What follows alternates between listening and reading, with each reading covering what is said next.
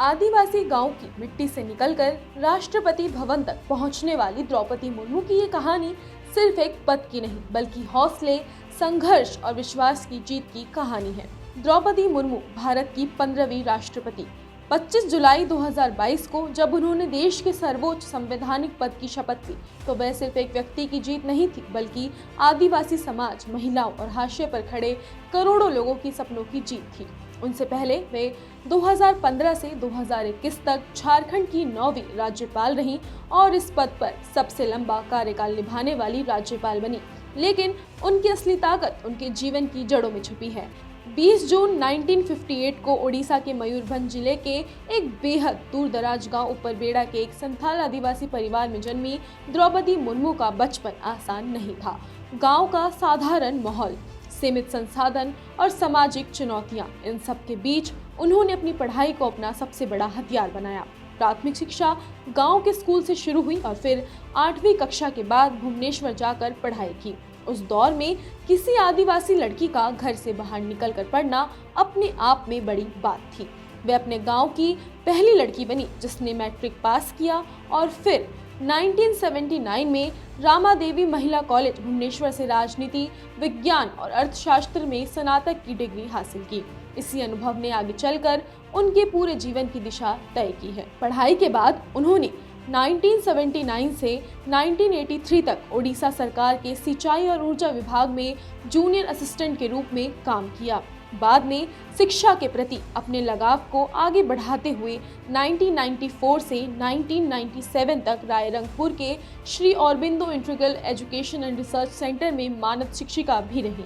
आज भी वे बार बार कहती हैं कि अगर शिक्षा ने उनका जीवन बदल दिया तो ये किसी भी लड़की का भविष्य बदल सकती है, खासकर उन लड़कियों का जो हाशिए पर खड़ी हैं। राजनीति में उनका प्रवेश जमीनी स्तर से हुआ। 1997 में वे रायरंगपुर नोटिफाइड एरिया काउंसिल की पार्षद चुनी गई और बाद में वे उपाध्यक्ष भी बनी। इसके बाद 2000 से 2009 तक उन्होंने रायरंगपुर विधानसभा क्षेत्र में 2 बार उड़ीसा विधानसभा की सदस्य के रूप में सेवा दी। इस दौरान वे वाणिज्य और परिवहन विभाग तथा मत्स्य और पशुपालन विकास विभाग की स्वतंत्र प्रभार वाली राज्य मंत्री भी रही।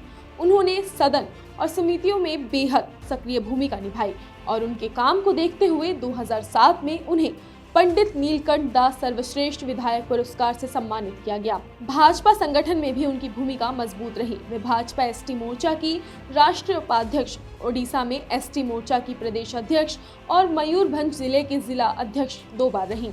18 मई 2015 को जब उन्हें झारखंड का राज्यपाल बनाया गया तो उन्होंने इस पद को सिर्फ औपचारिक जिम्मेदारी नहीं माना। एक आदिवासी बहुल राज्य में पहली आदिवासी महिला राज्यपाल के रूप में उन्होंने शिक्षा, खासकर लड़कियों की शिक्षा पर खास ध्यान दिया।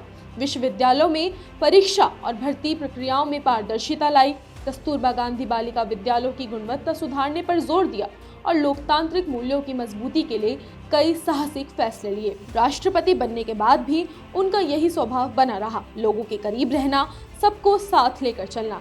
संस्कृति और भाषा के संरक्षण में उनकी गहरी रुचि रही। संताली भाषा को संविधान में मान्यता दिलाने और ओल चिक्की लिपि को बढ़ावा देने में उनकी भूमिका अहम रही।